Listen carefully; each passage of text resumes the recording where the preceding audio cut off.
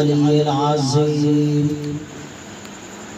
اعوذ باللہ السمیع العلیم من الشیطان اللعین الرجیم بسم اللہ الرحمن الرحیم الحمدللہ الذی جعلنا من المتمسکین بولایت امیر المؤمنین علی ابن ابی طالب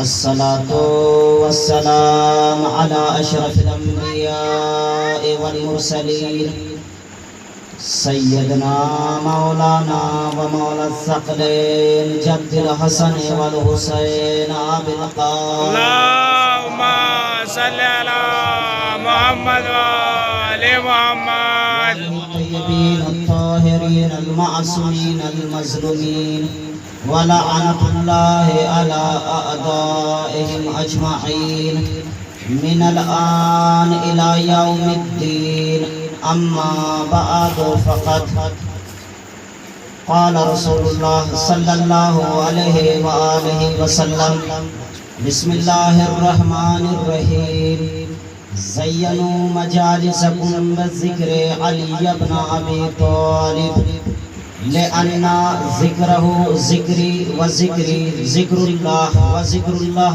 عبادة صلوات برمهم اللهم صل على محمد وآل محمد دامن وقت میں گنجائش نہیں ہے، چند گزارشات اور معروضات آپ حضرات کے سامنے آگے تک پہنچانے ہیں۔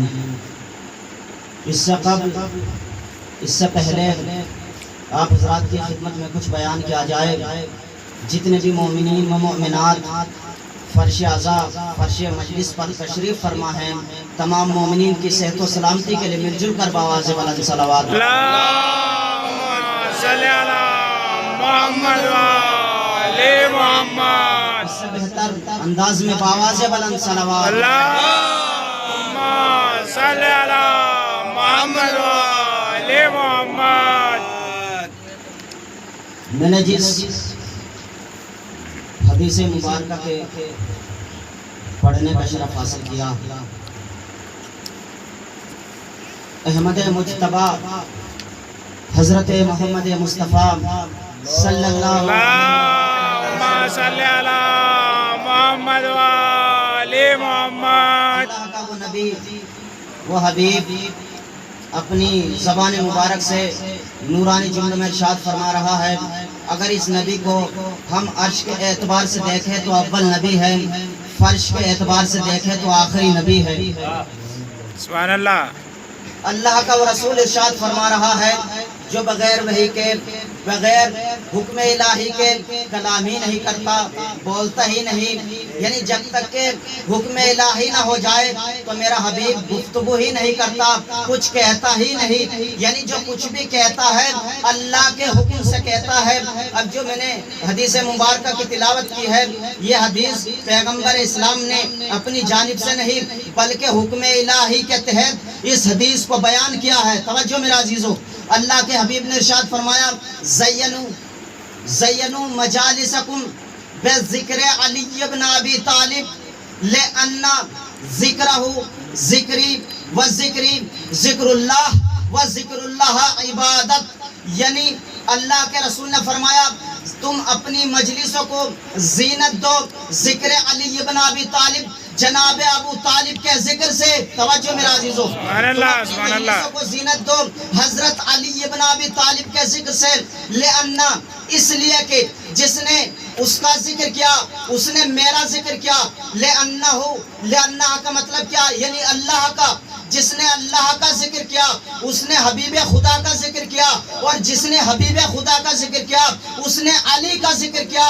ذکر اللہ عبادت اور علی کا ذکر عبادت ہے۔ سبحان اللہ سبحان اللہ۔ اس کے ضمن میں اس حدیث کے ذیل میں پیغمبر اسلام نے کائنات کو یہ درس دے دیا، اس حدیث میں خدا کی وحدانیت کا ذکر کیا گیا، یعنی اللہ کا بھی ذکر ہو گیا، اللہ کے حبیب کا بھی ذکر ہو گیا، اور اللہ کے ولی کا بھی ذکر ہو گیا۔ یعنی جہاں توحید کا ذکر کیا، وہیں پر نبوت کا ذکر کیا اور وہیں پر امامت کا ذکر کیا۔ اب نبوت امامت سے جدا نہیں ہے، امامت نبوت سے الگ نہیں ہے، تو پھر کہنے دیجئے گا جمال قدرت کا نام ہے محمد مصطفیٰ، جلال قدرت کا نام ہے علی مرتضیٰ۔ تو میں نے اس جمال کو جلال دیا اس لیے کہ اگر شہنشاہ جمال ہوتا اور جلال نہ ہوتا، یعنی میرا بیٹا علی نہ ہوتا، ہر ذہن میں چاہے ایک لمحے کے لیے صحیح و غلط تصور پیدا ہو سکتا تھا، مگر جب میں نے جمال کو جلال دیا تو اب کسی میں طاقت نہیں جمال کے بارے میں غلط تصور کر سکے۔ اس کے بعد جہاں جمال کو دیکھا وہاں جلال کو دیکھا، جہاں نبی نظر آئے وہاں علی نظر آئے۔ توجہ میرے عزیزو، کہاں کہاں دیکھا؟ عالم انوار میں دیکھا نبی والی، عالم ارواح میں دیکھا نبی والی، عرش پر دیکھا نبی والی، فرش پر دیکھا نبی والی، بزم قدس میں دیکھا نبی والی، بزم نور میں دیکھا سبحان اللہ، سبحان اللہ، جو جناب آدم کی پیشانی میں دیکھا نبی والی، سبحان اللہ، نبی سبحان والی، اللہ، کوثر کی روانی میں دیکھا نبی والی، سبحان اللہ، زلیخا کی جوانی میں دیکھا نبی والی، نعرہ حیدری، کوثر کی روانی میں دیکھا نبی والی، زلیخا کی جوانی میں دیکھا نبی والی، عیسیٰ کے زہد میں دیکھا نبی والی، موسیٰ کی مناجاتوں میں دیکھا نبی والی، زکریا کی عبادتوں میں دیکھا سبحان اللہ، سبحان اللہ، زکریا کی عبادتوں میں دیکھا نبی والی، داؤد کی قوت میں دیکھا نبی والی، سلیمان کی سلطنت میں دیکھا نبی والی، توجہ، سلیمان کی سلطنت میں دیکھا نبی والی، قوت ابراہیم میں دیکھا نبی والی، لوح محفوظ میں دیکھا نبی والی، مقام محمود میں دیکھا نبی والی، سبحان اللہ، محراب عبادت میں دیکھا نبی والی،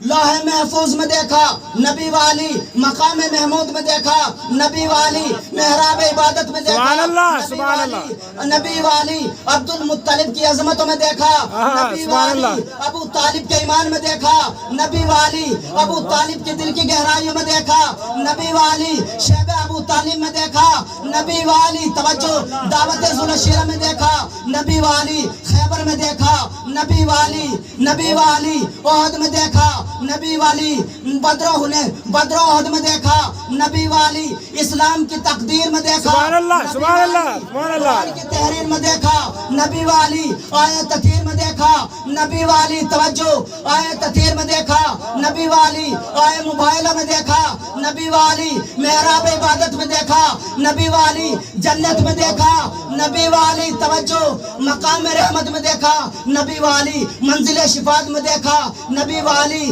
آئے مودت میں دیکھا نبی والی، یعنی جہاں نبی کو دیکھا محالی کو دیکھا، جہاں نبی نظر آئے محالی نظر آئے، سبحان اللہ، سبحان اللہ، دیکھی علی اندر نظر آئے، نبی باہر نظر آئے، کعبے کے 13 رجب کو کعبے کے نورانی محل میں دیکھا، علی کعبے میں نظر آئے، نبی سبحان اللہ، سبحان اللہ، سبحان اللہ،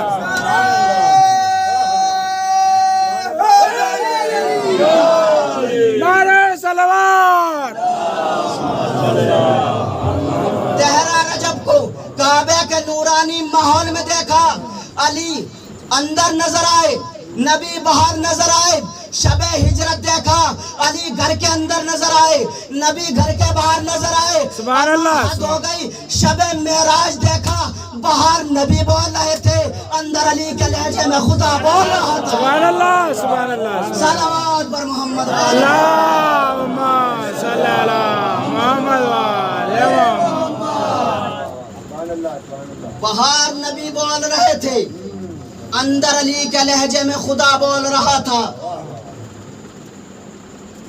تو اللہ کے رسول نے ارشاد فرمایا تم اپنی مجلسوں کو علی کے ذکر سے زینت دو، اس لیے کہ جس نے علی کا ذکر کیا اس نے میرا ذکر کیا، اور جس نے میرا ذکر کیا اس نے اللہ کا ذکر کیا۔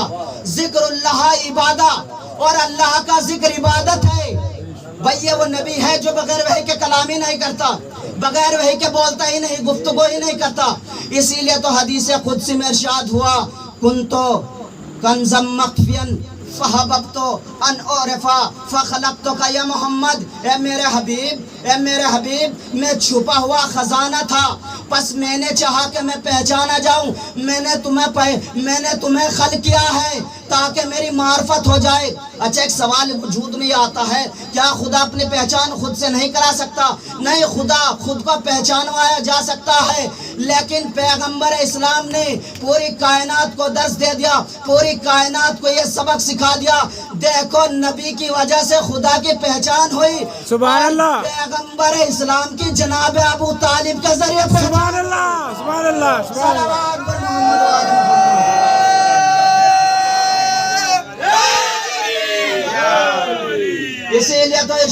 इसीलिए तो किसी शायर ने क्या खूब कहा, अर्शी अजमत पे है मेयार अबू तालिब का, सुभान अल्लाह, है सरकार अबू तालिब का। सुभान अल्लाह। अर्शी अजमत पे है मेयार अबू तालिब का, प्यार पाते रहे सरकार अबू तालिब का। भूल सकते नहीं ईसार अबू तालिब का, शर पसंदों से मोहम्मद को छुपा लेते थे। अब नबी की कफालत किसने की? भाई जनाब अबू तालिब ने, चूंकि जनाब अबू तालिब बचपन में ही कमसिनी की हालत में अपने वालिदैन से महरूम हो चुके थे। जनाब पैगंबर इस्लाम यतीम हो चुके थे, तो फिर क्या कहा? अर्श अज़मत पे हमें यार अबू तालिब का, प्यार पाते रहे सरकार अबू तालिब का।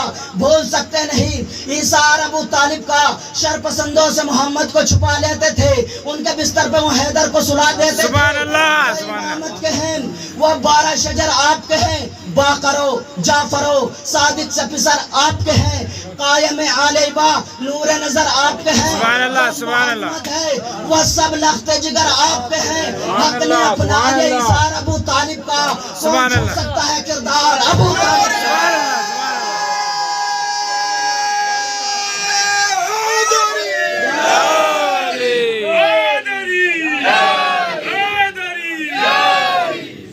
फिर इसके बाद अल्लाह के रसूल ने, अल्लाह के हबीब ने इरशाद फरमाया, जिक्र अली इबादा, अली का जिक्र करना इबादत है। मौला अली की इबादत का क्या कहना, जिसके बच्चे ज़ैनुल आबिदीन हो। मौला अली के सजदों का क्या कहना, जिसके बच्चे सैयदुस साजिदीन हो। भाई पैगंबर इस्लाम ने ये नहीं कहा कि अली का जिक्र करना सवाब है।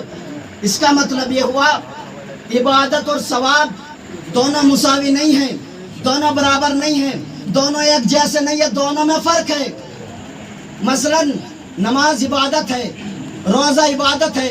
अगर आप नमाज को तर्क करें तो यह आपकी गर्दन के ऊपर रहेगा।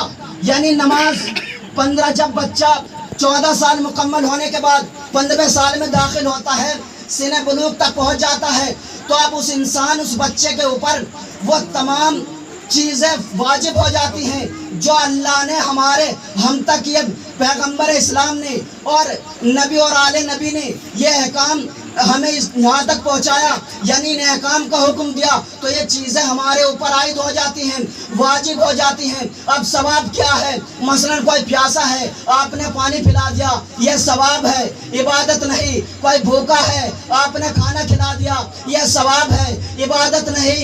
आखिर इबादत क्या है? अल हुब्बु अलियुन इबादा। सुभान अल्लाह, सुभान अल्लाह, सुभान अल्लाह। नबी ने क्या फरमाया? अली का जिक्र इबादत है, अली की मोहब्बत इबादत है, और खाली जिक्र और मोहब्बत को इबादत करार नहीं दिया गया। फिर फरमाया अन-नज़रु वजह अलियुन इबादा, अली के चेहरे को देखना इबादत। सुभान अल्लाह, सुभान अल्लाह। जियो जियो सल्लल्लाहु मोहम्मद वाले मोहम्मद।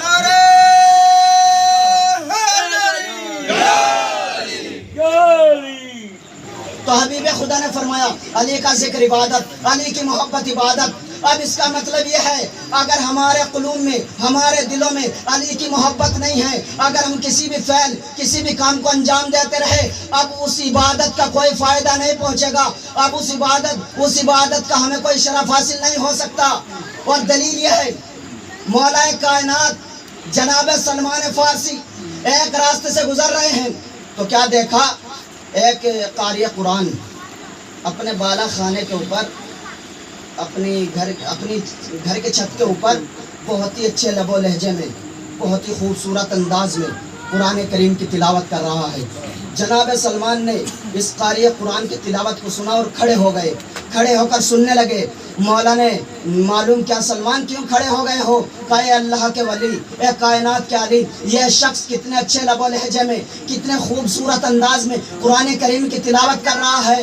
میرے مولا نے فرمایا سلمان کا یہ تلاوت ضرور کر رہا ہے، لیکن تلاوت قرآن کریم سے اس شخص انسان کو کوئی فیض نہیں پہنچے گا۔ سبحان اللہ۔ یہ جناب سلمان کہتے ہیں اے کائنات کے علی، کہا یہ شخص اتنے اچھے لب و لہجے میں اتنی محنت سے قرآن کریم کی تلاوت بھی کر رہا ہے، آپ یہ فرما رہے ہیں کہ تلاوت قرآن کریم سے اس انسان کو کوئی فائدہ حاصل نہیں ہو سکے گا، فائدہ نہیں پہنچے گا۔ آخر کیا وجہ ہے، کیا ریزن ہے؟ میرے مولا نے مسکرا کے فرمایا کہ سلمان یہ تلاوت ضرور کر رہا ہے، لیکن جن کے قلب مبارک پر، جن کی زبان مبارک سے، یعنی جن کی زبان مبارک سے قرآن نازل ہوا، اس کے دل میں ان کی محبت نہیں ہے۔ سبحان اللہ، سبحان اللہ، سبحان اللہ۔ اسی لیے اللہ کے رسول نے کیا ارشاد فرمایا، القرآن مع علی و علی مع القرآن، قرآن علی کے ساتھ ہے اور علی قرآن کے ساتھ ہے، قرآن اہل بیت کے ساتھ ہے اور اہل بیت۔ سبحان اللہ، سبحان اللہ۔ اب جس انسان کے دل میں آل محمد کی محبت نہیں ہے، آل محمد کی مودت نہیں ہے، اب وہ کتنی دیر تک، چاہے پورا دن ہو جائے، چاہے ساری رات گزر جائے، قرآن کریم کی تلاوت کرتا رہے، لیکن اس شخص کو کوئی فیض نہیں پہنچ سکتا جس کے دل میں نہیں آل محمد کی محبت۔ سبحان اللہ، سبحان جس اللہ۔ کے دل میں نہیں آل محمد کی محبت، جزدان ہے، جزدان میں قرآن نہیں ہے۔ بغیر آل نبی قرآن کو پڑھنا اس طرح سے ہے جیسے کوئی اندھا زندگی پر آئینہ دیکھے۔ سبحان اللہ، سبحان اللہ۔ صلوات بر محمد و آل محمد۔ اور پھر اس کے بعد ارشاد ہوا، تین چیزوں کی طرف دیکھنا عبادت ہے۔ النظر الی المصحف عبادت، قرآن کریم کے سطروں کی جانب دیکھنا عبادت ہے، قرآن کریم کی طرف دیکھنا عبادت ہے۔ پھر فرمایا النظر الی الکعبۃ عبادت، خانہ کعبہ کی طرف دیکھنا عبادت ہے۔ پھر فرمایا النظر وجہ علی عبادہ، علی کے چہرے کی طرف دیکھنا عبادت ہے۔ بھائی جب تک آپ قرآن کریم کی طرف دیکھتے رہیں گے، جب تک آپ کو فیض پہنچتا رہے گا، یعنی آپ عبادت میں مشغول رہیں گے۔ اب جیسے ہی آپ نے اپنی نظروں کو قرآن کریم سے منحرف کیا، ہٹایا، تو فوراً قرآن کریم کی عبادت سے محروم ہو گئے۔ یعنی جب تک دیکھتے رہے ثواب ملتا رہا، عبادت میں شریک رہے۔ اور پھر فرمایا جب تک خانہ کعبہ کی طرف دیکھتے رہیں گے، آپ عبادت خانہ کعبہ میں مشغول رہیں گے۔ اب جیسے ہی آپ نے اپنی نظروں کو قرآن خانہ کعبہ سے ہٹایا، خانہ کعبہ سے منحرف کیا، تو آپ عبادت خانہ کعبہ سے محروم ہو گئے۔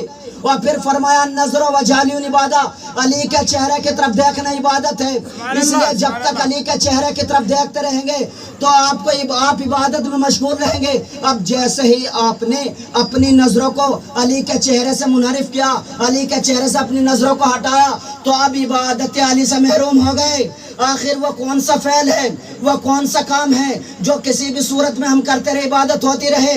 فرمایا علی کی محبت دل میں لینے کے بعد کھیت میں کام کرتے رہے، عبادت ہوتی رہے گی، ہل جوتتے رہے، عبادت ہوتی رہے گی، دکان پر بیٹھے رہے، عبادت ہوتی رہے گی، دفتر میں بیٹھنے کے بعد قلم چلاتے رہے، عبادت ہوتی رہے گی۔ توجہ میرا عزیزو، یعنی علی کی محبت کے لیے ماں نیک ہو اور باپ ایک ہو۔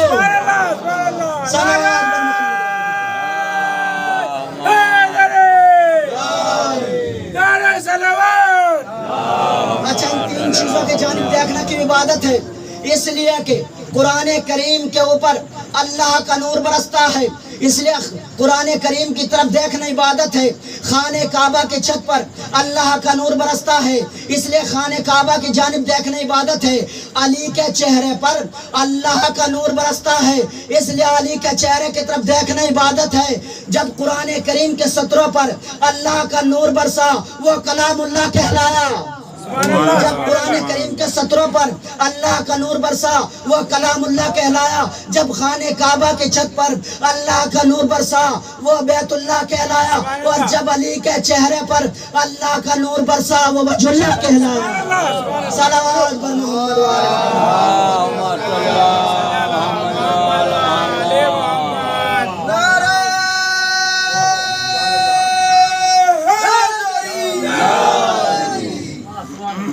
یعنی یہ ہے اہل بیت علیہ السلام کی محبت, یہ ہے اہل بیت علیہ السلام کا مرتبہ. جتنے اہل بیت علیہ السلام کے فضائل و کمالات ہیں اس سے کہیں بڑھ کر اس سے کہیں زیادہ اہل بیت علیہ السلام کے مصائب ہیں. اس لیے میرے مولا نے فرمایا اگر ہمارے مصائب کو انگلیوں پہ شمار کیا جائے تو ہمارے مصائب کو شمار نہیں کر سکتے, چونکہ ہمارے اوپر مصائب کے پہاڑ ڈھائے گئے. آخر کیا وجہ ہے, کیا سبب ہے جو اہل بیت علیہ السلام کے اوپر مصائب کے پہاڑ ڈھا دیے گئے؟ چونکہ خداوند عالم نے اہل بیت علیہ السلام کو نبوتوں اور امامت سے نوازا, فضیلتوں سے نوازا, عظمتوں سے نوازا. اب جن کے دلوں میں اہل بیت علیہ السلام کا بغض ہے, کینہ ہے, حسد ہے, ان لوگوں نے اہل بیت علیہ السلام کے اوپر ظلم و ستم ڈھائے. چونکہ ہر انسان اپنی اوقات جانتا ہے, ہماری اوقات کیا ہے, ہماری بساط کیا ہے. اور یہاں تک کہ خالی اہل بیت علیہ السلام کے اوپر مصائب نہیں ڈھائے گئے بلکہ جو اہل بیت علیہ السلام کا ذکر کرتے ہیں ان کے اوپر بھی مصائب ڈھائے گئے. چونکہ ان کا مشن یہ ہے, مقصد یہ ہے, ہدف یہ ہے کسی طریقے سے انہیں مٹا دیا جائے, مار دیا جائے, آل محمد کا ذکر ختم ہو جائے گا.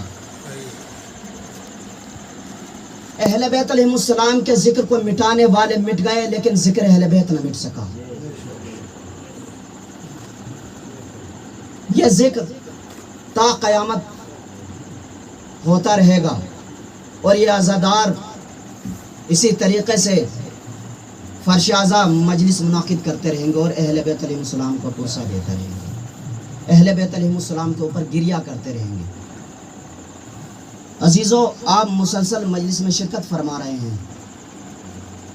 ہمیں ہر وقت ہر لمحہ خداوند متعال کا شکر ادا کرنا چاہیے, چونکہ ہمیں خداوند عالم نے اتنی مہلت دی ہے تاکہ ہم آل محمد کا ذکر کر سکیں. اب اس کا مطلب یہ نہیں ہے کہ اگر ہم آل محمد کا ذکر کریں, آل محمد کا ذکر ہماری وجہ سے ہے, بلکہ ہم آل محمد کے ذکر کی وجہ سے ہیں. اسی لیے تو امام زمانہ فرماتے ہیں ہمارے چاہنے والوں, اگر ہم تمہارے سامنے سے ایک لمحے ایک پل کے لیے اپنی نظروں کو ہٹا لے تو دنیا تمہیں غرق کر دے, تمہیں مٹا دے. چونکہ جب اس دنیا نے, اس کائنات نے اہل بیت علیہ السلام کے اوپر ترس نہیں کیا تو ہم اور آپ کی اوقات کیا ہے؟ جنہوں نے اس کائنات کو ہدایت, اس کائنات کو سیدھا راستہ دکھایا, ہدایت دی ہے. ایک روایت اور آپ کی رحمت و زحمت تمام ہے. اس فرش اعضا کی فضیلت دیکھیے. ایک مومنہ خاتون پہلی محرم سے 10 محرم تک اپنے گھر میں فرش اعضا بچھاتی تھی اور امام حسین علیہ السلام کا ماتم کیا کرتی تھی, اہل بیت علیہ السلام کے اوپر گریا کیا کرتی تھی, مجلس منعقد کیا کرتی تھی. لیکن جب 10 محرم گزر گئی, اب اس نے اپنے دل میں خیال کیا کہ مجھے اپنے بیٹے کی قبر پر گئے ہوئے بہت دن ہو چکے ہیں, آج میں اپنے بیٹے کی قبر پر فاتح خوانی کے لیے چلوں. اب جیسے ہی یہ مومنہ اپنے بیٹے کی قبر پر گئی تو کیا دیکھا, ایک نقاب پوش بیوی ہے, ایک نقاب پوش بیوی بیٹھی ہوئی ہے جو اس مومنہ کے بیٹے کی قبر پر فاتحہ خوانی کر رہی ہے, فاتحہ پڑھ رہی ہے. یہ مومنہ, یہ خاتون کہتی ہے نقاب پوش بیوی, یہ تمہارے بچے کی قبر نہیں ہے, یہ میرے بیٹے کی قبر ہے. نقاب پوش بیوی کہتی ہے اے مومنہ, جس کا تم نے پہلی محرم سے 10 محرم تک اپنے گھر میں فرش اعضا بچھایا وہ کوئی اور نہیں تھا, میرا لال حسین تھا. میں تمہارے بیٹے کی قبر پہ فاتحہ خوانی کے لیے آئی. عزیزو, آپ کی آنکھوں سے آنسو جاری ہو گئے, آپ کی آنکھوں سے آنسو روا ہو گئے, چونکہ کائنات کی شہزادی اپنے بیٹے کا پرسہ لینے کے لیے آئی ہے. اللہ جانے کس مومن کے پہلو میں شہزادی رومان کو پھیلائی ہو. رومال پھیلائے ہوگی. عزیزوں آپ اس طریقے سے گریہ کیجیے گا, اس طریقے سے روئیے گا جس طریقے سے ایک ضعیف ماں اپنے جوان کے اوپر گریہ کرتی ہے, جس طریقے سے ایک جوان کے اوپر روتی ہے. میں کہوں گا اے شہزادی ہم سے گریہ نہیں ہوتا, ہم سے رویا نہیں جاتا. اے شہزادی ہمارے اس قلیل سے پرسے کو قبول فرما. اے شہزادی اگر یہ عزادار اگلے برس زندہ رہیں گے تیرے بیٹے حسین کا ماتم کرتے رہیں گے, تیرے بیٹے حسین کے اوپر گریہ کرتے رہیں گے, اسی طریقے سے فرش عزا بچھاتے رہیں گے. اے شہزادی عزیزوں اسی لیے تو میرے مولا نے فرمایا اے ہمارے چاہنے والوں اگر تم سے رونے نہ آئے تو گردن کو نیچے جھکا لینا. اس لیے کہ جب سکینہ رونا چاہتی تھی کبھی سکینہ کے کانوں سے گوشوارے اتارے گئے, کبھی تازیانوں سے اذیتیں پہنچائی گئی, ارے کبھی درے مارے گئے. عزیزوں اس بچی کو اتنی اذیتیں پہنچائی گئی, یہ بچی مصائب کو برداشت نہیں کر سکی. عزیزوں یہ بچی اس دنیا سے رخصت ہو چکی, اپنے بابا کو یاد کرتے ہوئے. آپ کی آوازیں بلند ہو گئی. اللہ کسی کا نہ رلائے سوائے امام مظلوم کربلا کے. عزیزوں آپ کو معلوم ہے شیخ مہدی کا معمول یہ تھا, وظیفہ یہ تھا, مولا حسین ایک چھوٹا سا قافلہ لے کر کربلا گئے. میں دعا گو ہوں پروردگارہ جتنے بھی مومنین مومنات تیری بارگاہ میں تشریف فرما ہیں ان تمام مومنین کو کربلا معلیٰ کی زیارت نصیب فرما, مولا حسین کی زیارت نصیب فرما. عزیزوں لیکن گریہ کیجیے گا, بآواز بلند گریہ کیجیے گا, چونکہ آپ کے اوپر کوئی پابندی لگانے والا نہیں ہے, آپ کو کوئی اذیتیں دینے والا نہیں ہے, آپ کو کوئی تکلیف دینے والا نہیں ہے. عزیزوں آپ کو معلوم ہے شیخ مہدی کا معمول یہ تھا مولا حسین کے ذریعے میں نماز فجر کے بعد جایا کرتے تھے اور ایک چھوٹی سی تقریر کیا کرتے تھے. ایک دن شیخ مہدی نے نماز فجر کے بعد مولا حسین کے روزے میں جناب علی اکبر و قاسم کے مصائب بیان کیے. عزیز و تاریخ نے لکھا کہ صبح کے وقت نماز فجر کے وقت بہت گریہ ہوا, مومنین روتے ہوئے اپنی قیام گاہ تک پہنچ گئے, لیکن شیخ مہدی کہتے ہیں میں روتے روتے سو گیا. میں نے خواب میں دیکھا مولا حسین تشریف لائے ہیں اور کہہ رہے ہیں شیخ کہا ذرا قالی اکبر و قاسم کے مصائب بیان نہ کیجیے گا. شیخ مہدی نیند سے بیدار ہوئے اور دونوں ہاتھوں کو جوڑ کر کہنے لگے مولا حسین کیا یہ روایت غلط ہے؟ میرے مولا رو کے کہتے ہیں شیخ یہ روایت غلط تو نہیں ہے, لیکن جب سے تم نے علی اکبر و قاسم کے مصائب بیان کیے ہیں میرے دکھیاری ماں فاطمہ ارے میرے روزے میں حرم میں بے ہوش پڑی ہے, اس لیے کہ ارے شہزادی کے دونوں پوتے اس دنیا سے گزر گئے ہیں, بڑی تکلیفوں کے ساتھ دنیا سے رخصت ہو گئے ہیں, دنیا سے گزر گئے ہیں. انا للہ و انا الیہ راجعون.